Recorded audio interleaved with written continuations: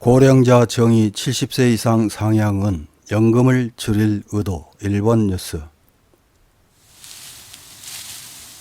현 정부에서 연금개혁을 하겠다고 야심차게 들고 나왔지만 공론화 과정에서 자신들이 원하던 결과물이 나오지 않자 모든 과정을 부정하고 결국 다음 국회로 넘겨버렸습니다.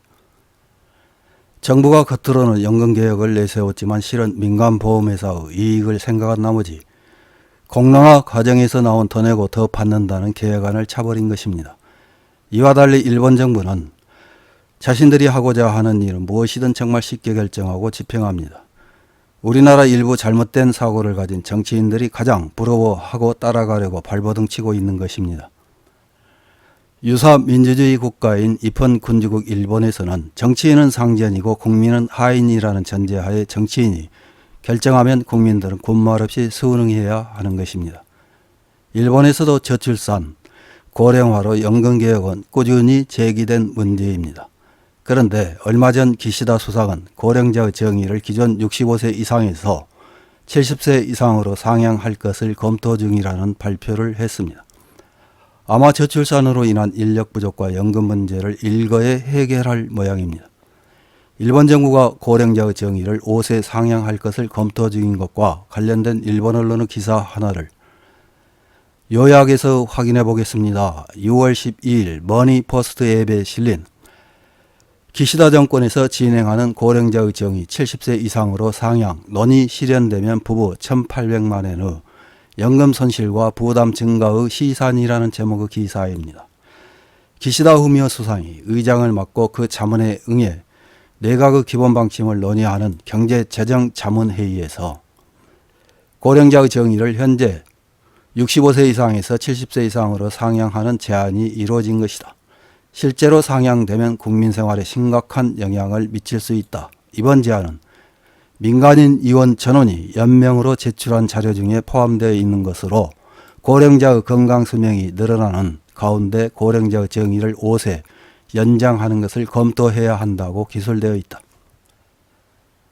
기본적으로는 인력 부족 속에서 전 세대에 리스킬링이 필요하다는 문맥 중 나오는 것이지만 고령자의 정의가 상향되면 연금수급 개시 연령을 비롯한 다양한 사회보장제도에 영향을 미칠 가능성이 있다. 게다가 이번에 우연히 민간인 의원이 말을 꺼냈다는 것이 아니라 연금재정의 핍박, 사회보장비의 팽창을 생각하면 정부는 고령자 정의의 재검토를 호시탐탐 노려왔다고 봐도 좋다. 그러면 고령자의 정의가 70세 이상 혹은 75세 이상이 되면 고령자의 급부나 부담은 어떻게 바뀌는 것인가? 베테랑 사회보험 노무사가 해설한다. 현행 제도에서는 연금은 원칙적으로 65세 수급 개시로 되어 있습니다. 모델 세대의 연금액은 월액 약 23만 엔이라는 수준입니다. 평균적인 수입으로 40년 근무한 회사원과 전업주 2명이라는 것이 모델 세대의 상정으로 전 회사원의 후생연금이 월액 약 16만 2천 엔, 아내의 국민연금이 월액 약 6만 8천 엔이라는 설정입니다. 이것이 만일 70세 수급 개시가 되면 5년분을 전부 받을 수 없게 되므로 부부는 약 1,380만 엔의 연금 손실이 된다. 전 회사원인 독신 세대라고 해도 약 972만 엔의 연금급부가 소실되게 됩니다. 이미 기업에 대해서는 희망하는 사원에게 70세까지의 고용을 제공하는 것이 노력할 의무로 되어 있지만 오래 일하게 해서 연금의 지급 총액을 줄이고자 하는 정부 의도는 선명하게 느껴집니다. 생각하기 어렵지만 만일 75세 수급 개시가 되면 부부가 잃게 되는 연금액은 전술한 숫자의 2배에 해당하는 약 2,760만 엔이 되는 것이다.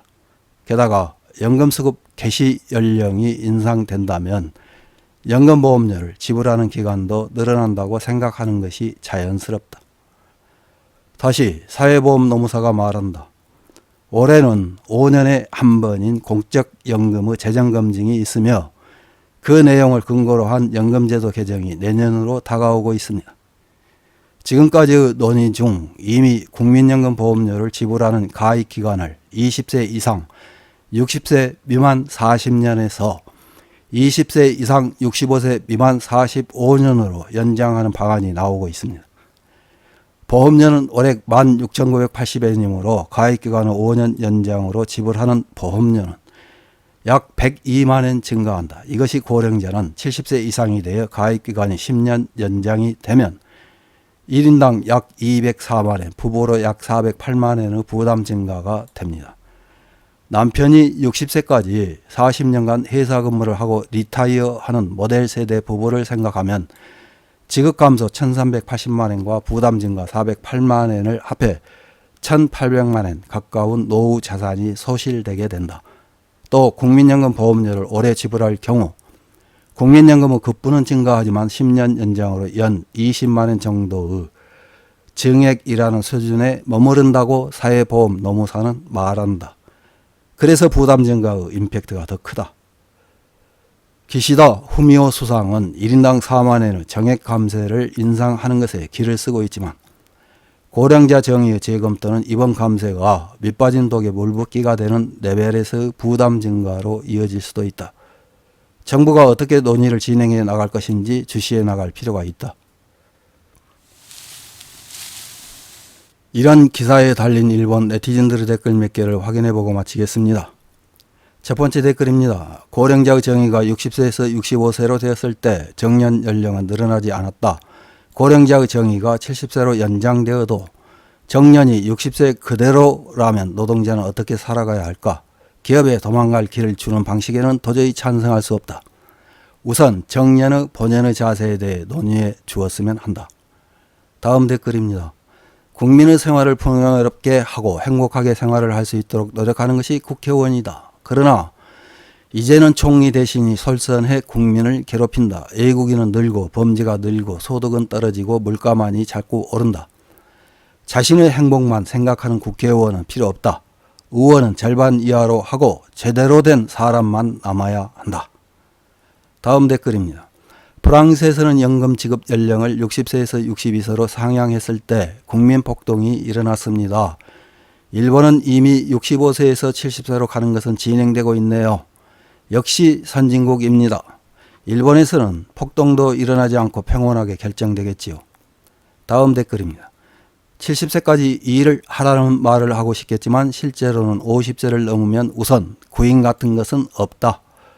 정부가 책임지고 준비하지도 않고 이런 일을 진행하는 것 자체가 무책임하다. 빨리 이 인간을 퇴진시키지 않으면 일본은 정말 큰일 난다. 다음 댓글입니다.